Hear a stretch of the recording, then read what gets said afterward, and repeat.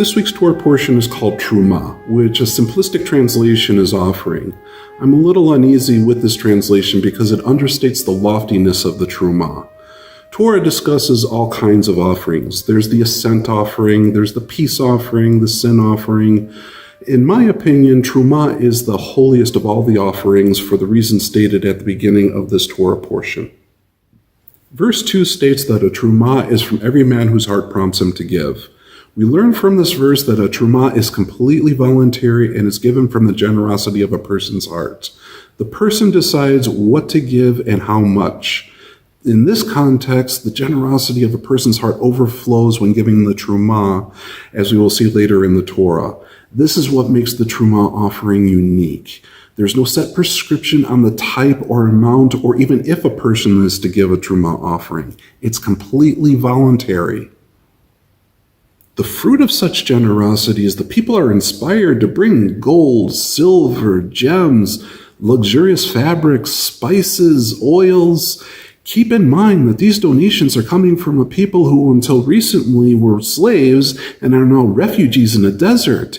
Yet their truma reads like a construction list for a luxurious palace for a king. What will we do with these treasures? Most of this week's Torah portion goes into great detail about the artifacts that we will make from the Truma. Everything made from the Truma will be part of the holiest sites on earth, where the holiest rituals will be performed. This is the location where heaven and earth will come together. A number of years ago, the Temple Institute constructed an exact replica of the golden menorah that's described in this week's Torah portion. It contains over 1,400 troy ounces of pure gold and is still on public display in Jerusalem. All of this sounds fascinating, but what does it have to do with parental alienation?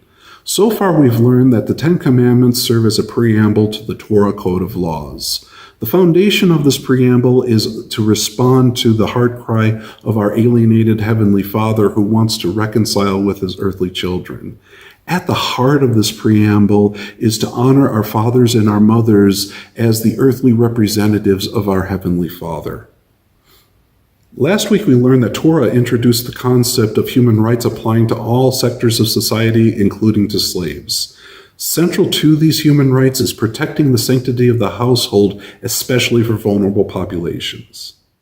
This week's Torah portion shows us the fruits of our efforts to build a society on the foundations laid for us in the previous two Torah portions.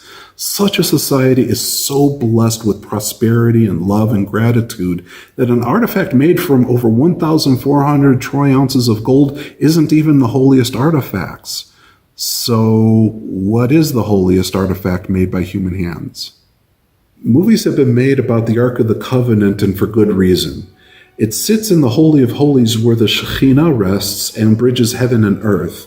More specifically, the Shekhinah rests on the cover of the Ark of the Covenant where the two cheruvim sit.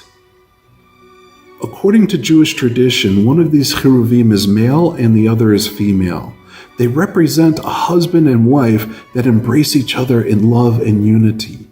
This is the holiest phenomenon that we humans can create on earth. The Shekhinah, which is the glory of the Heavenly Father, rests in a household that honors the father and the mother. This begs the question, what happens when we have disunity? What happens when households break up, society encourages parental alienation? According to Jewish tradition, these two cheruvim supernaturally turn their backs on each other and face away from each other. The Shekhinah unplugs from between the two of them, and we are left with the natural consequences of our disunity as we break up our households. This imagery of the Shekhinah dwelling among us is powerful. If we want the Shekhinah to dwell among us, then we must foster unity in our households and encourage our children to honor their parents, both their fathers and their mothers. Next week's Torah portion is called Tetzaveh, and we will continue to see how the Truma gets used.